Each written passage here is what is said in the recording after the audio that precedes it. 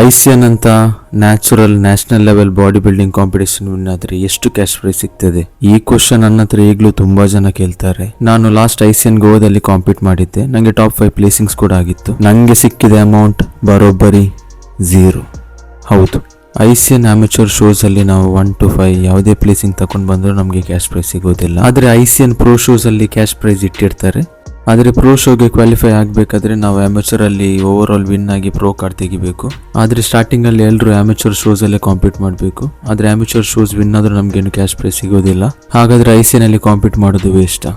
ಖಂಡಿತವಾಗಲಿಲ್ಲ. ನಮಗೆ ಡೈರೆಕ್ಟ್ ಆಗಿ ಇನ್ಕಮ್ ಸಿಗದಿದ್ರು ನಮ್ಗೆ ಇಂಡೈರೆಕ್ಟ್ ಆಗಿ ತುಂಬಾ ಆಪರ್ಚುನಿಟಿ ಸಿಗುವಂತ ಚಾನ್ಸಸ್ ಇರ್ತದೆ. ನನ್ನ ಎಕ್ಸಾಂಪಲ್ ಇಂದಲೇ ಎಕ್ಸ್ಪ್ಲೇನ್ ಮಾಡ್ಬೇಕಂದ್ರೆ ನಾನು ಐಸಿಯನ್ ಗೋವಾಕ್ಕೆ 1,20,000 ತನಕ ಇನ್ವೆಸ್ಟ್ ಮಾಡಿದ್ದೆ. ಆದ್ರೆ ಅದಕ್ಕಿಂತ ಎಷ್ಟೋ ಪಟ್ಟು ಜಾಸ್ತಿ ನಾನು ಇನ್ಕಮ್ ಜನರೇಟ್ ಮಾಡಿದ್ದೀನಿ.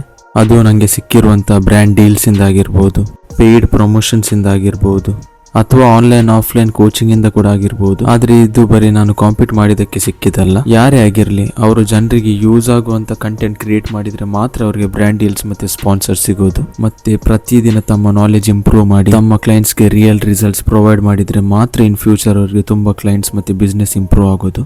ಈ ವಿಡಿಯೋ ಮೂಲಕ ನಾನು ಹೇಳುವ ತಾತ್ಪರ್ಯ ಇಷ್ಟೇ: ನೀವು ಕ್ಯಾಶ್ ಪ್ರೈಸ್ ಸಿಗುತ್ತೆ ಅಂತ ಐಸಿಯನ್ ಅಲ್ಲಿ ಕಾಂಪೀಟ್ ಮಾಡ್ಬೇಕಂತಿದ್ರೆ ನೀವು ಕಾಂಪೀಟ್ ಮಾಡಬೇಡಿ. ಯಾಕೆಂದ್ರೆ 99% ಜನ ಯಾರು ಕಾಂಪೀಟ್ ಮಾಡ್ತಾರೆ ನೋಡಿ, ಅವ್ರು ಕ್ಯಾಶ್ ಪ್ರೈಸ್ಗೋಸ್ಕರ ಕಾಂಪೀಟ್ ಮಾಡೋದಲ್ಲ, ಅವ್ರು ಕಾಂಪೀಟ್ ಮಾಡೋದು ಬರೀ ಪ್ಯಾಷನಿಗೋಸ್ಕರ.